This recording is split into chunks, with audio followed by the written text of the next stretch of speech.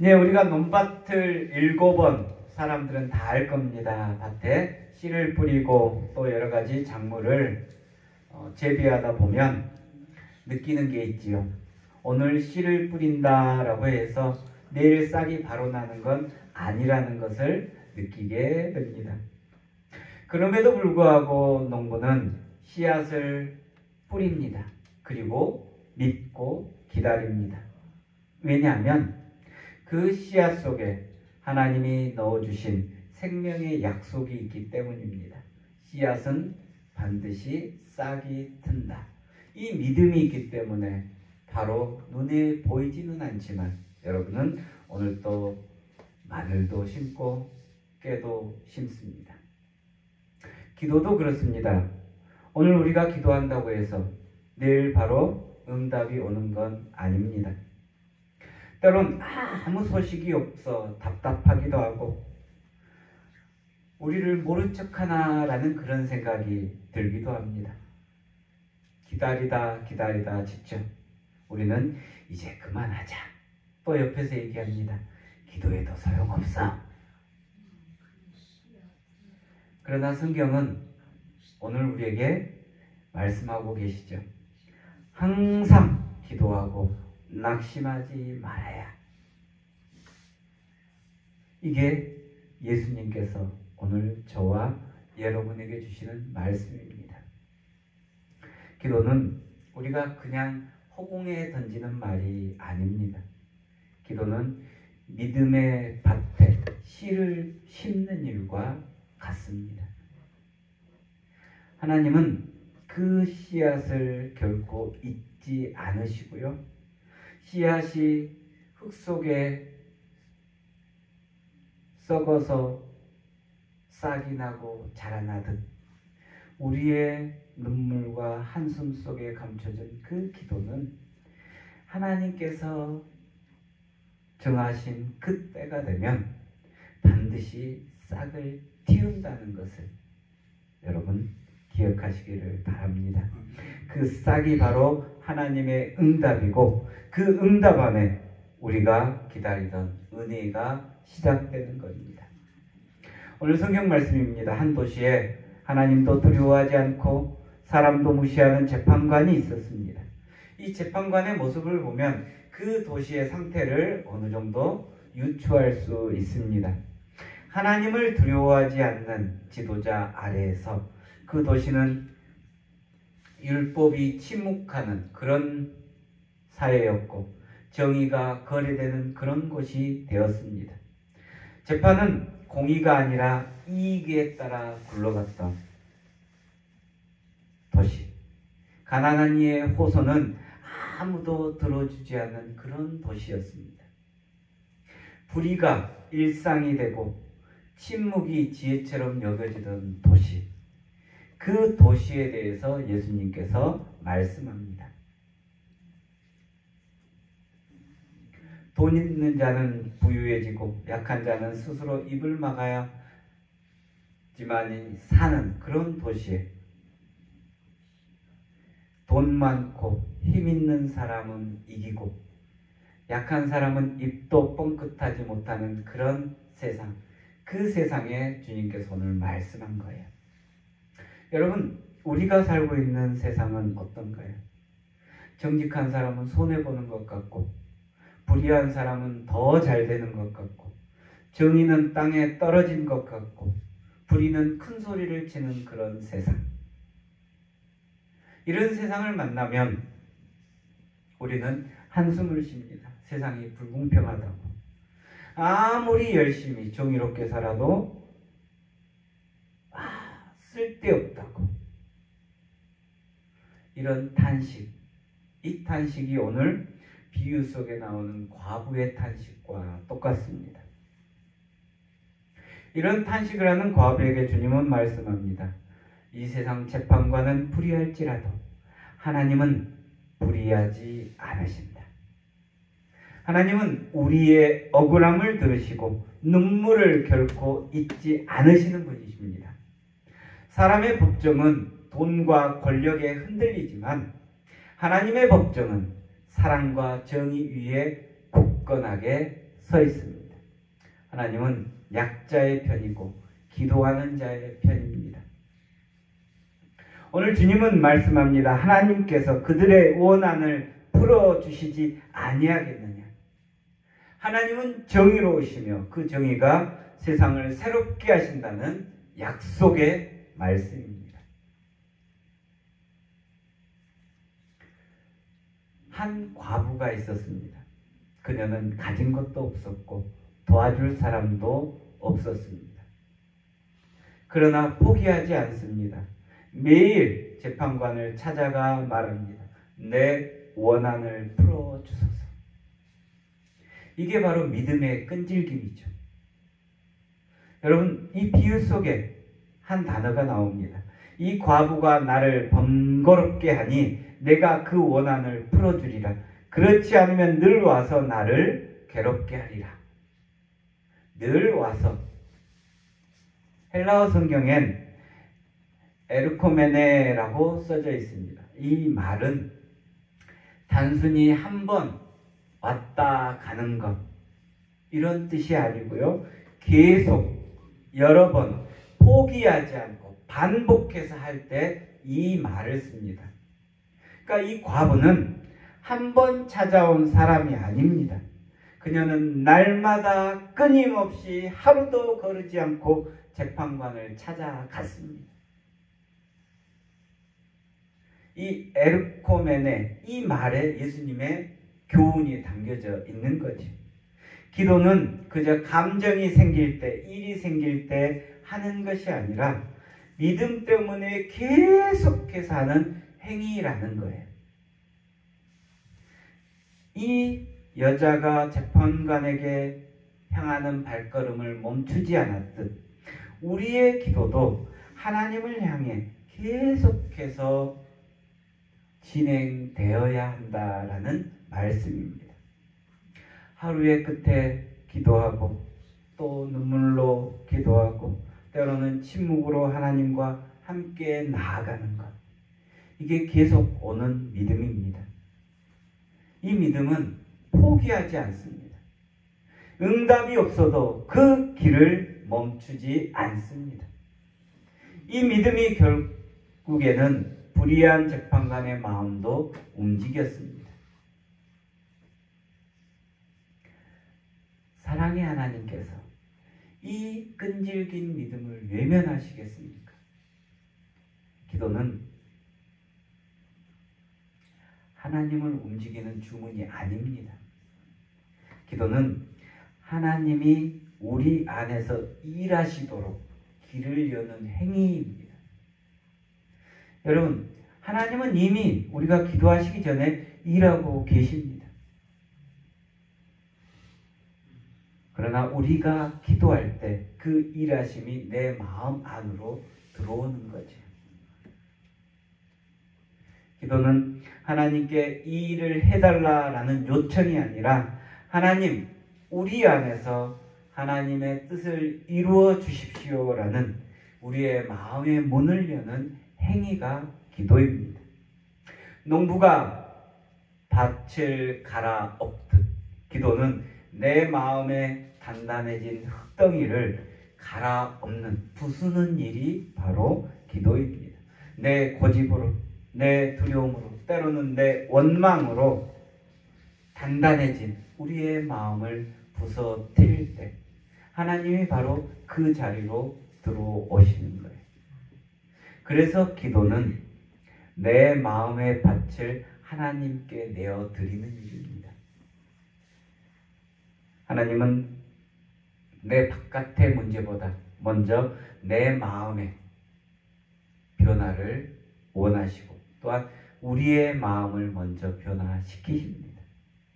염려가 평안으로 바뀌고 분노가 용서로 바뀌고 포기가 희망으로 바뀌게 됩니다. 이런 변화가 일어날 때 이미 하나님이 우리 안에서 일하시는 거예요. 그리고 하나님께서 일하시는 순간 우리는 이미 응답을 받은 겁니다. 그래서 기도가 능력입니다. 내 마음에서 하나님께서 일하실 수 있도록 만드는 것.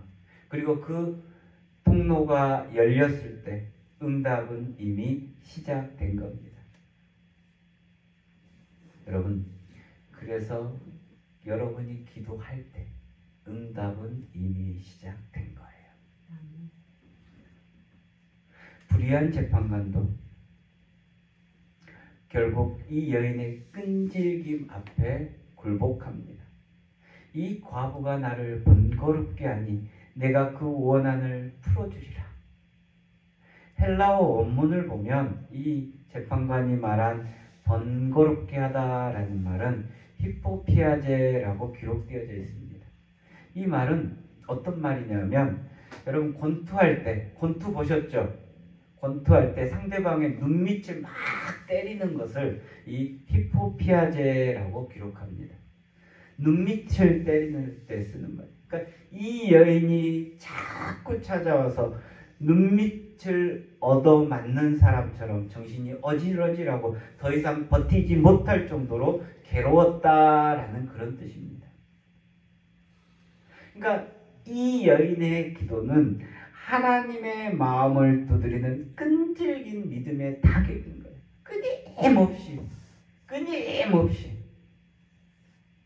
하루 이틀이 아니라 끊임없이 계속. 이 끈질김이 바로 불의한 자의 마음을 움직인 것입니다. 사랑하는 성도 여러분, 불의한 사람도 이런 기도 앞에 굴복하는데 하물며 사랑의 하나님께서 여러분의 기도를 외면하시겠습니까? 예수님은 오늘 말씀합니다. 속히 그 원한을 풀어주리라. 여기서 속히라는 것은 하나님의 시간입니다. 우리가 보기엔 늦은 것 같지만 하나님은 결코 지체하지 않으십니다. 하나님은 영원 속에서 일하시는 분이죠. 하나님의 응답은 지연이 아니라 준비하는 겁니다. 벼가 자라는데 계절이 필요하듯 봄에는 씨를 심고 여름에는 잡초를 뽑고 가을에는 추수를 하는 것처럼 그 기다림 속에 믿음이 있는 겁니다. 하나님께서는 그러한 삶이 우리에게 축복으로 주신 거예요. 벼가 자라는데 계절이 필요하듯 기도에도 하나님의 계절이 필요합니다. 눈물로 씨를 뿌릴 때가 있고 인내로 기다릴 때가 있고 또 감사로 거둘 때가 있습니다. 하나님은 우리의 눈물을 결코 헛되이 하지 않으시는 분입니다. 하나님은 우리의 기도를 흙속 깊이 심으시고 때가 되면 싹을 틔우시는 분입니다. 우리는 기다림이 길다라고 느끼지만 하나님은 그 기다림 속에 우리를 다듬고 또한 믿음을 성숙하게 하고 가장 하나님께서 이쁘게 빚어서 우리에게 주시는 거예요. 여러분, 이걸 기억하십시오. 하나님은 기도하는 자를 잊지 않으십니다. 응답이 늦어 보여도 하나님은 더 깊이 우리를 아름답게 빚으시는 거예요. 그 기다림 속에서 우리의 욕심은 사라지고 하나님을 향한 신뢰가 더 자라나게 됩니다.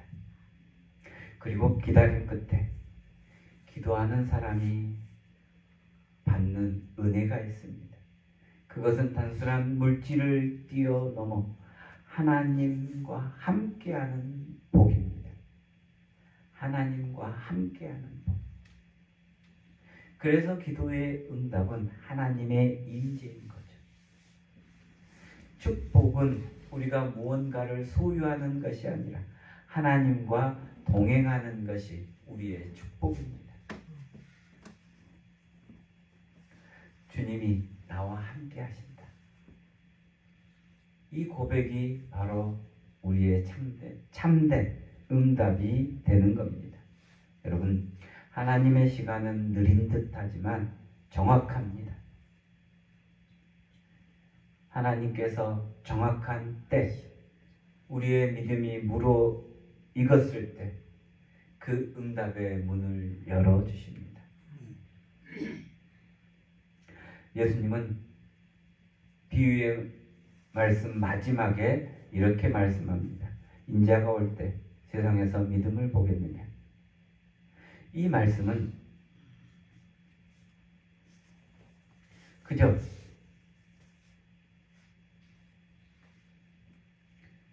심판의 말씀이 아니고요. 사랑의 하나님께서 우리에게 주시는 간절한 바람입니다. 너희가 끝까지 기도하며 낙심하지 않는 믿음을 가지라라는 그런 얘기죠. 너희 안에 그 믿음이 살아 있어야 된다라는 그런 하나님의 간절한 바람입니다. 믿음을 끝까지 지켜내라라는 부르심입니다. 여러분, 우리가 기도하는 이유는 하나님과 함께 살기 위함입니다. 하나님과 동행할 때 우리의 삶은 어느새 은혜로 바뀌게 되어 있습니다. 혹시 여러분의 기도 너무나 오래되어서 지치셨다면 그럼에도 불구하고 포기하지 마십시오. 하나님은 살아계십니다. 하나님은 지금도 우리의 기도를, 여러분의 기도를 듣고 계십니다. 기도는 우리가 하나님께 돌아가는 길입니다. 끝까지 찾아가는 길입니다. 그 길 끝에 언제나 은혜의 열매, 평강의 열매, 감사의 열매가 있는 거죠. 그리고 하나님 나라가 있습니다. 이것이 바로 오늘 기도하는 자에게 주시는 하늘의 복입니다. 그러므로 여러분, 낙심하지 마십시오. 기도의 손을 멈추지 마십시오. 하나님은 반드시 응답합니다. 그 응답 속에 우리는 세상 복보다 더 큰 하나님과 함께 하신다, 하나님 나라에 우리가 들어간다라는 그 복을 누리게 될 것입니다. 오늘 이 예배가 우리의 기도, 이제는 꺼져가는 우리의 기도에 다시 불을 붙이는 시간이 되기를 간절히 바랍니다. 끝까지 기도하는 사람, 그 사람에게 하나님은 반드시 응답하십니다. 그리고 그 응답 안에 우리의 참된 은혜의 시간들이 펼쳐질 걸 믿으시는 우리 모두가 되기를 간절히 바랍니다. 기도합니다. 하나님, 오늘도 말씀을 통하여 우리에게 기도의 자리를 다시 세워주심에 감사를 드립니다. 세상의 불의가 커 보이고 정의가 더디게 오는 것처럼 보일 때도 주님, 우리가 낙심하지 않게 하옵소서. 우리의 기도가 하늘로 닿지 않는 것처럼 느껴질 때도 주님께서 잊지 않으심을 믿게 하옵소서. 주님, 이 믿음을 우리 가슴속에 새기게 하옵소서. 오늘도 끊임없이 찾아가는 믿음으로 하나님께 나아가게 하옵소서. 우리의 기도가 중단되지 않게 하시고 우리 하루의 고단함 속에서도 무릎 꿇는 우리가 되게 하옵소서. 하나님, 기도하는 손을 통해 가정을 회복하게 하시고 기도하는 교회를 통해 이 땅의 정의를 다시 세워 주옵소서. 이제는 우리가 하나님이 원하시는 사람으로 응답하게 하옵소서. 기도의 끝이 곧 하나님의 뜻이 되게 하옵소서. 예수님의 이름으로 기도드립니다. 아멘.